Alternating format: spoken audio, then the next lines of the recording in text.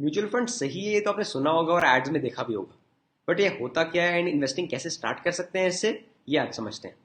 मैं ट्राई करूंगा बिल्कुल सिंपल लैंग्वेज में समझाऊं ताकि एक कॉमन मैन भी इसको देख के समझ पाए कि what are mutual funds, how can they help us and what are the different types of main mutual funds available और there for us and which can help अस।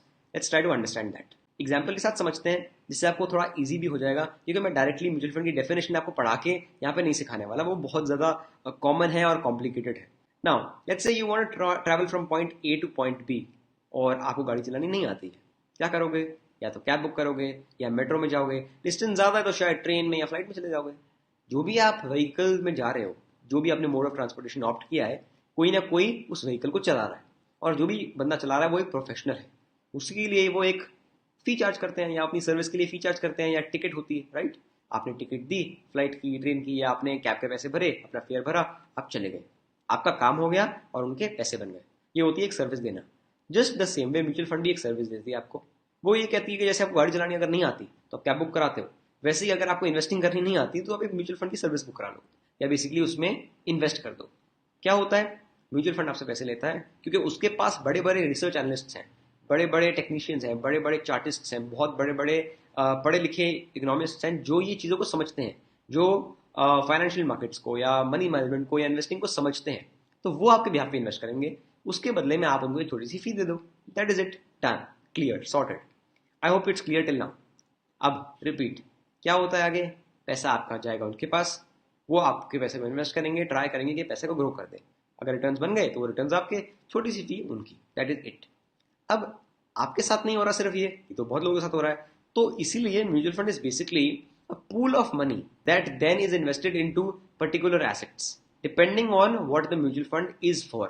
तो बेसिकली अगर वो म्यूचुअल फंड स्टॉक्स के लिए है तो जो भी पैसा इकट्ठा हुआ है एक पूल ऑफ मनी होता है, क्योंकि हजारों लाखों करोड़ों इन्वेस्टर्स हैं, उन सबके जो भी थोड़ा, किसी ने क्या पता 5,000 लगाया, किसी ने 1 लाख लगाया, किसी ने 100 रुपये लगाया, किसी ने 1 करोड़ लगाया, जो भी जिसकी हैसियत के हिसाब से किसी ने अमाउंट इन्वेस्ट किया है, म्यूचुअल फंड हाउस के पास जाएगा और वो उसको आगे इन्वेस्ट कर देंगे। वो पूरा टोटल पूल ऑफ मनी को इन्वेस्ट करते हैं by dividing their pool into specific assets. वो अपने हिसाब से एलोकेट करते हैं फंड्स, अपना डाइवर्सिफाई करते हैं एंड पैसा आपका लग जाता है। वो पूरे बास्केट ऑफ स्टॉक्स पे या बास्केट ऑफ एसेट्स पे जो भी आपका पैसा बना वो आपका रिटर्न आ गया। Simple, sorted.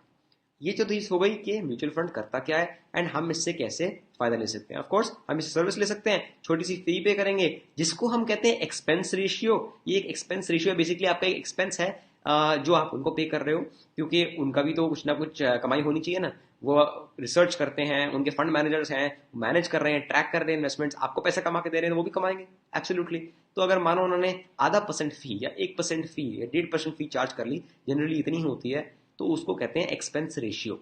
ये पूरी टोटल इन्वेस्टमेंट पे आपकी एक फी चार्ज होती है जो उनके पास चली जाती है, and that is how they earn and make money. Simple. Now coming on to कि आप कैसे इससे और फायदा ले सकते हो एंड क्या तरीके हैं इन्वेस्ट करने के और कौन से म्यूचुअल फंड्स हैं, we will get on that in the next part of the video. Now पहले ये समझते हैं कि आप इन्वेस्ट कर कैसे सकते हो। कैसे कर सकते हैं?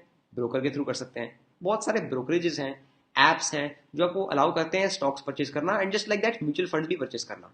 म्यूचुअल फंड्स की भी स्कीम्स होती हैं जिनकी यूनिट्स बिकते हैं, जस्ट लाइक स्टॉक्स। आप एक यूनिट ले सकते हो, मतलब अगर 100 रुपए का एक यूनिट है, आपने एक यूनिट भी ले लिया तो चलेगा, क्योंकि वो 100 रुपए की इन्वेस्टमेंट हो गई। अब वो बास्केट ऑफ स्टॉक्स का जो एक्यूमुलेशन है वो उस 100 रुपए में आ जाएगा, उस 100 रुपए के हिसाब से एलोकेट हो जाएगा अकॉर्डिंग टू द रेशियो जिसमें वो स्टॉक्स खरीदे गए हैं। मान लीजिए अगर 10% कोई एक स्टॉक में है तो आपके 100 रुपए में से 10 रुपए उसमें चले जाएंगे, राइट? क्योंकि वो तो पूल ऑफ मनी है, वो तो इकट्ठा इन्वेस्ट हो रहा है। आपके 100 रुपए में जो रिटर्न बने वो आपके हो गए, बात खत्म।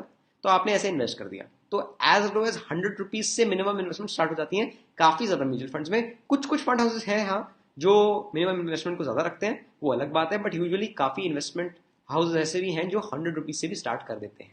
नाउ आपने पैसे इन्वेस्ट कर दिया, अब बोलोगे क्या मैं सीधा डायरेक्टली करूंगा, एक ही बार में कर दूं? नहीं, इसके भी दो अलग अलग तरीके हैं।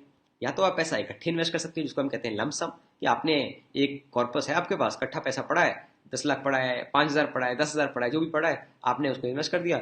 आप वेट कर रहे हो अब रिटर्न आने की, या आप बैठ गए 2 साल के लिए, 1 साल के लिए, 6 साल के लिए, 10 साल के लिए, जो भी आपका टाइम होराइजन है। सिंपल, आपने पैसा अपना इन्वेस्ट कर दिया, दैट इज इट, आपका काम खत्म। दूसरा एक और इसका नजरिया है कि आप एस आई पी कर दो। आपने एस आई पी के बारे में शायद सुना होगा, सिस्टमैटिक इन्वेस्टमेंट प्लान। कि सिस्टमैटिकली हर महीने थोड़ा थोड़ा अमाउंट डालो। इसमें अमाउंट चंक्स में डल रहा है तो हो सकता है आपके लिए लेस रिस्कियर हो। अगर आप एक बार में डालो तो हो सकता है थोड़ा ज्यादा रिस्क हो, बट दोनों के अपने अपने फायदे हैं। उसमें फिर रिवॉर्ड भी ज्यादा आ सकता है, इसमें रिवॉर्ड भी कम आएगा।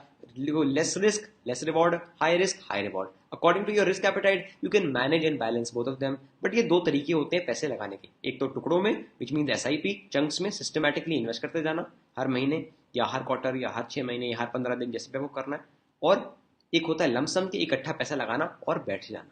ये दो तरीके हो गए पैसे लगाने के।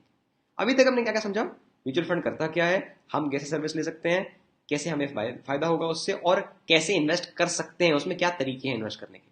Sorted, clear. अभी तक तो बहुत सिंपल। अब आगे आते हैं। म्यूचुअल फंड बहुत सारे हैं, हजारों हैं।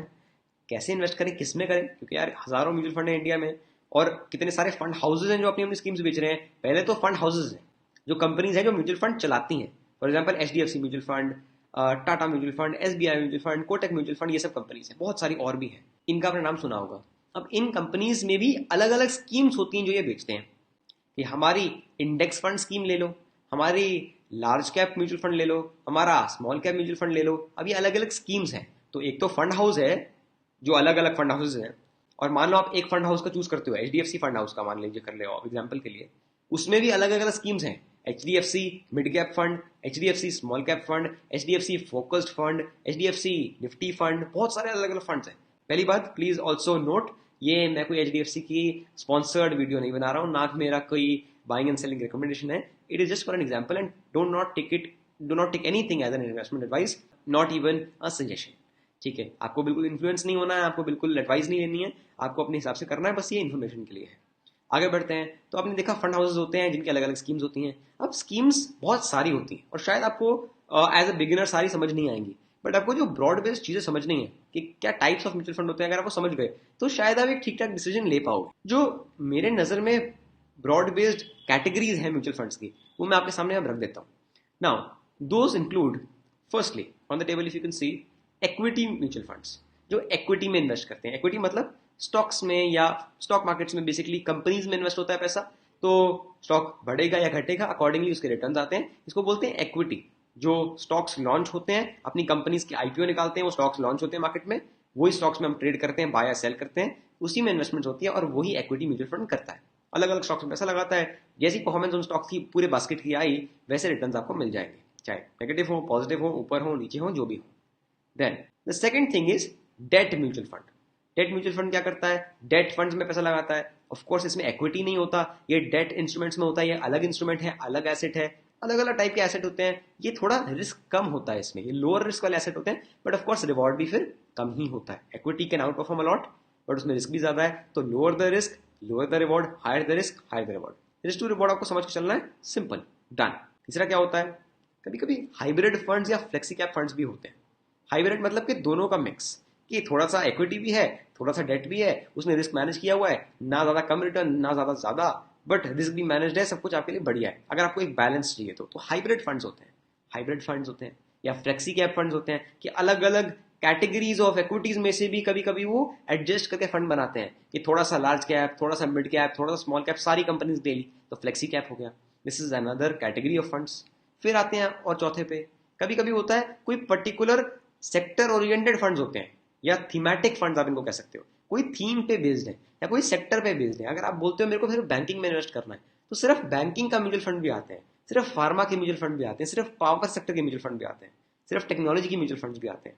तो अगर आप बोलोगे मेरे को पूरे मार्केट में इन्वेस्ट नहीं करना, मुझे सिर्फ टेक्नोलॉजी अच्छी लगती है, मुझे लगता है कि टेक्नोलॉजी सेक्टर और आउट परफॉर्म करने वाला है आगे फ्यूचर में, 10 साल में और ग्रो करने वाला है, आप सिर्फ टेक्नोलॉजी में भी इन्वेस्ट कर सकते हो अगर आप चाहते हो तो, या ऐसे अलग अलग सेक्टर्स होते हैं आप उनमें कर सकते हो। तो these are known as sectoral funds और थीमेटिक फंड्स, ये एक थीम पे पर्टिकुलरली बेस्ड है।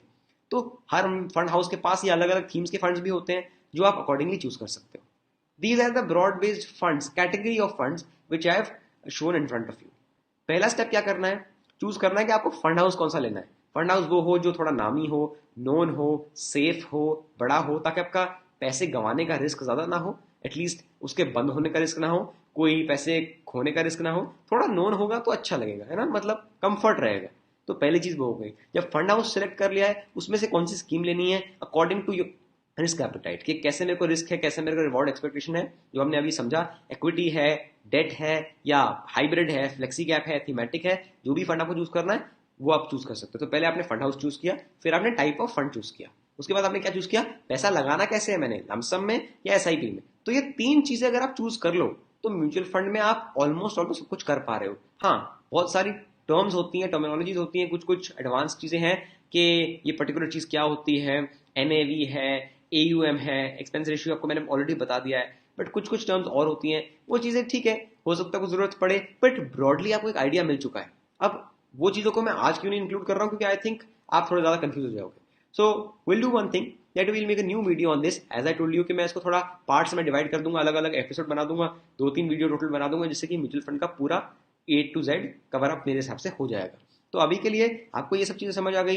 नेक्स्ट वीडियो में हम ये भी समझ लेंगे अब कि म्यूचुअल फंड इन्वेस्टिंग कैसे करनी है एग्जैक्टली, मतलब कि अगर आपको डिटेल में समझना है तो, मतलब कि ये चीजें क्या होती हैं, टर्मिनोलॉजीज क्या होती हैं, इससे आप और बेटर डिसीजन ले पाओ या और डीपली समझ पाओ। और उसके बाद उससे क्या फर्क पड़ता है आपकी इन्वेस्टिंग पे, कोई फर्क पड़ता है, या क्या क्राइटेरिया जो मैं फॉलो करता हूँ अपनी इन्वेस्टिंग में, that also I will showcase in front of you. But please note, these are not investment advice. पहली बात तो मैं ट्राई करता हूँ किसी स्टॉक या म्यूचुअल फंड का नाम ना लूं, अगर गलती से ले लिया हो एग्जाम्पल के लिए, उसको एग्जाम्पल के तौर पे ही लें, बिल्कुल भी एडवाइस ना लें, इन्फ्लुएंस ना हो, सजेशन ना लें, बिकॉज मैं खुद हो सकता है किसी में इन्वेस्टेड हूं, ये डिस्क्लेमर होता है, क्योंकि we are not allowed to talk about stocks और एसेट्स पब्लिकली, क्योंकि लोग उसको एडवाइस मान के कभी कभी बिना सोचे बिना समझे इन्वेस्ट कर देते हैं एंड पैसे गवा देते हैं, बिकॉज सबका एक नजरिया अलग होता है, सबकी रिसर्च अलग होती है। So on your own research, based on that only you have to invest and be responsible completely for your money. I hope this video helped you. If it did, please like the video, share it with your friends, and subscribe to the channel. It would mean a lot to me. And I'll catch you in the next one, wherein we will be discussing more about mutual funds. See you guys. All the very best traders.